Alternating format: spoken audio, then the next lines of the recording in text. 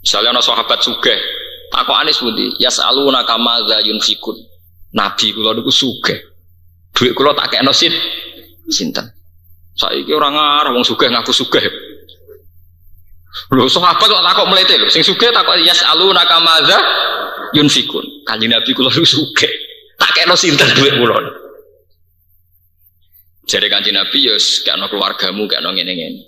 Wonten malih Tolhan sahabat sugih. Duwe kebun kurma paling apik. Baru ngoten ayat lantana lul birra hatta tunfiku mimma tuhibbun. Langsung disedekah. Engko sing pakar astronomi, pakar falak, pakar perbintangan takok Nabi yasalunaka anil ahillah. Engko sing wong wedok ngalami haid yasalunaka anil mahid. Saiki ora wong sowan kiai ini ben sugih. Ben utange iso kesahur. Mungkin ini dia diutang ora iso nyaur. Kula ngerti takoki tiyang ngono, seputi Gus utang kula kata ora iso nyaur. Aku lah ora iso nyaur utangku, cek kurang ae padha. Lah seputi Gus supaya kula sugih, aku dhewe ora sugih. Lah wong sing sowan nggo mobil yo donga sugih lho, kiai ini sudah motor ra duwe kok tetep ngekek ijazah. Mestine kiai ini sing duwe ijazah sing sowan iku, nek urusan sugih pinter sampean rene nggo mobil. Aku terima sepeda motor tuh. Nak carane tahajud pinter kula kiai. Nak carane golek dhuwit pinter jeneng. Jadi jenengan ngijazahi kula carane golek dhuwit, sampean tak ijazahi urusan tahajud. Niku barter tenan. Ora tetep ora duwe dhuwit kok ngijazahi wong sing luwih duwe dhuwit. Waktu gale kok ning pondok Joko Tuwa ngijazahi dunya mahabbah. Ndekne dhewe nganti Joko Tuwa iku ora payu. Tetep ngedar donga napa? Mahabbah. Pengasihan itu pengarepe ku piye tunggale dukun tombok ngoten ndekne dhewe ora sugih disuwani gula 5 kilo seneng kok nebak nomor ana roh nomere dhewe ditomboki dhewe mung hadiah 2 miliar zaman SD SB nu sak miliar ana dukun-dukun sing omahe riyad kok dipercaya lah nek roh nomere dhewe rak ditomboki napa ini penting kalau aturaken ya jadi semenjak ngaji ini sampean mulai berpikir gimana bisa menyumbang Islam dimulai dari bentuk zuriatan apa? Thayyibah. Ini dimulai dari al-mu'minul qawiyyu khairun wa ahabbu ilallah minal mu'minid dhaif. Itu dawuh Kanjeng Nabi ya. Al-mu'minul qawiyyu khairun wa ahabbu ilallah minal mu'minid dhaif. Orang mukmin yang kuat tuh bisa kuat secara secara fisik, secara intelektual, kuat secara visioner. Itu khairun wa ahabbu ilallah. Karena kena didu.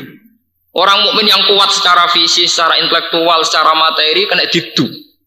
Kena didu mbek wong dolim sing kuat juga. Terus sampai ke dadi wong mukmin Duh kok nderek niki takoki. Milih presiden sapa ora iso nentokno. Kita harus pakai ketentuan tadi sing menurut sampeyan mendekati dengan kriteria keislaman. Ya keislaman cara sampeyan.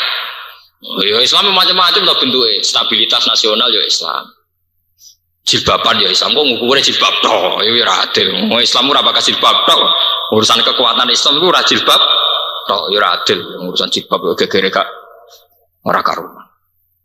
Jenenge mendiskreditkan ya, cara kula ya adil. Proranya tuh ya Islami, termasuk Islam itu ya nyarano itamun fi yaumin dimas. Paham gimana kalau terusakan guys, sing menyangkut yaumanat ukulla unasim bi imamihim niki sing menyangkut niki ganti bakasan ya niki rontok santai niki urusan akhirat. Ayat ini yang kemudian dipakai dalil para ahli thariqah, para tokoh syariat untuk supaya punya sanad. Nggih kula badani malih nggih. Ayat ini dipakai dalil para mursyid, para ulama rata-rata itu disebut sanad. Ya disebut apa? Sanad. Utawa silsilah ya. Sebab niku semua thariqah muktabarah, semua pondok sing salaf niku mesti gak ada sanad. Nggih kados kula saking bapak kula dugi Mbah Dola, Mbah Arwani ngantos Mbah Munawir ngantos Kanjeng Nabi, misalnya sanad Quran kula. Misalnya sanad kitab kula nggih kula Ki Memun, Mbah Zubair, terus Mbah Fakih Mas Kumambang, terus dugi Pak Mahfud Termas, dugi Sayyid sinten sing aran ya anak Abi Bakar napa Sato, terus muridnya sinten Sayyid Zaidi Dahlan ya sampai ke Kanjeng Nabi itu. Dalam thariqah juga gitu, semua mursyid juga punya sanad sampai Syekh Hasan Asadali apa sampai Abdul Qadir Al-Jilani atau sampai Syekh Bahauddin sinten anak setan. Sampai ada pepatah man ta'allama bila syekhin fasayhu napa setan. Orang yang belajar tanpa guru maka gurunya setan. Niki nggih penting nggih. Memang kesalahan intelektual kampus itu tidak mempedulikan guru tanpa sanad, hanya mengandalkan buku. Itu untuk konteks keislaman itu tidak benar. Kecuali kalau ilmu sains murni ya, kayak kedokteran, kayak astronomi itu tidak apa-apa. Tapi kalau konteks keislaman itu tidak bisa, harus dengan guru. Karena kalau konteks keislaman pakai buku, sekarang itu era global. Era global itu ada Islamic Studies, kajian apa? Islam. Di Barat itu banyak profesor Katolik tapi ahli Islam. Di Eropa banyak pakar keislaman tapi non Muslim, karena sekarang sudah Islamic Studies, jadi Islam dianggap kajian. Sama seperti kita juga tahu Bible, tahu Barnabas. Kalau piyambak nggak sering mau Bible, mau Barnabas, saya juga sering mau buku-buku non Quran gitu. Tapi kan kita sebagai studies, sebagai perbandingan, sebagai kajian. Ini ulama dulu juga sering baca Injil, ulama-ulama top ya baca Injil, karena mereka adalah akademisi, apa? Akademi. Sama sekarang tokoh-tokoh pendeta juga baca Quran, baca terjemahan apa? Quran. Sampai teng McGill teng Kanada wonten jenis Islamic Studies. Di situ yang sekolah ya biasa mengkaji Quran wonge ya ora salat. Karena sudah kajian apa? Islam. Jadi teng Barat itu biasa. Profesor Islam, maksudnya profesor tentang Islam, ora kok agamane apa? Lho nggih itu kalau sekarang di era akademik yang kula biasa seminar kalian rektor napa Kristen, dia rektor di Universitas Kristen seminar. Dia biasa tanya jawab urusan Quran. Ya apal deh. Sama seperti kita juga baca Barnabas, baca Injil ya sama, karena sudah menjadi kaji. Nah, kalau tentang keislaman itu sampean percaya tulisan-tulisan buku, marawan tulisan ini ditulis oleh mereka yang tidak punya tanggung jawab terhadap napa? Islam. Padahal mereka meyakinkan ketika ngomong tentang napa? Islam. Nah sekarang yang setengah banyak keblinger kan gitu, banyak mahasiswa muda yang belajar Islam di kampus. Kemudian rujukan mereka adalah buku-buku yang dikarang oleh profesor keislaman, bukan profesor Islam, profesor keislaman. Tanya terus ada wacana bahwa Nabi di Madinah itu sebagai pemimpin negara, sehingga Madinah dianggap negara Islam. Lah berat. Nah, keyakinan ulama Nabi itu tidak pernah menjadi pemimpin negara. Nabi itu ya pemimpin agama. Beliau di dunia, maka beliau juga memanage urusan apa? Dunia, urusan negara. Tapi beliau tidak pernah berstatus sebagai pemimpin negara. Beliau itu beda sekali. Contohnya begini, beda sekali itu. Negara paling apapun itu tidak akan menjadikan sholat 5 waktu sebagai kewajiban negara. Yang menjadikan sholat 5 waktu sebagai kewajiban hanya khas agama. Ini hanya khas apa? Agama. Sementara Nabi mewajibkan sholat 5 waktu. Bahkan Nabi mewajibkan secara jamaah. Sampai Nabi sering ngendikan orang-orang yang tidak jamaah mau saya bakar.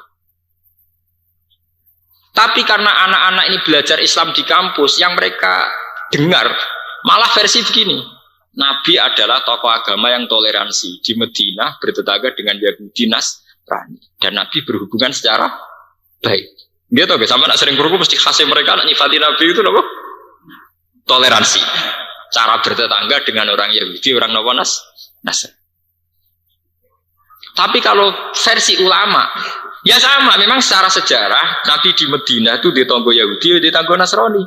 Tapi versi tiang ulama mestinya Nabi sering berdiskusi dengan Yahudi Nasrani tentang kebenaran kitab-kitab samawi. Mana yang masih asli, mana yang sudah yuharrifunal kalimah mawadi, yang sudah ditahrif, yang sudah dirubah. Tapi kalau pandangannya Islamic Studies, enggak.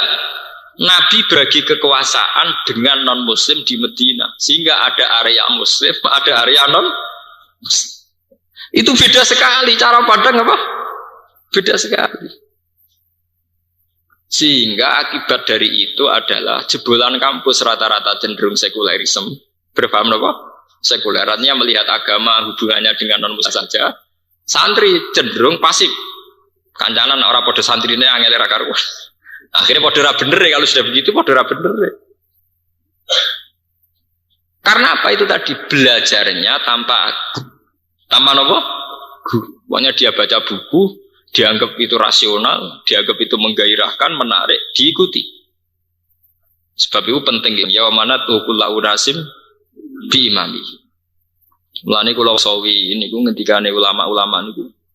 Maka fatu bali ahli hadis. Ini satu Ini satu penghormatan bagi ahli hadis. Karena imamuhum adalah Rasulullah sallallahu alaihi wasallam. Maka yang paling bejo niku ahli hadis. Mergo imami ahli hadis genge ketuane langsung Kanjeng Nabi sallallahu alaihi wasallam. Nak jare kula, yo wong Qur'ane Allah. Nah, terus nuruti cangkem elek malah bejo kula. Lah Quran sing ngendikan sinten? Allah. Lan nek kula hafal Quran, hafal hadis berarti mun imame mun bener langsung Allah kalian sinten? Rasulullah. Dadi muntak menapa? Muntak.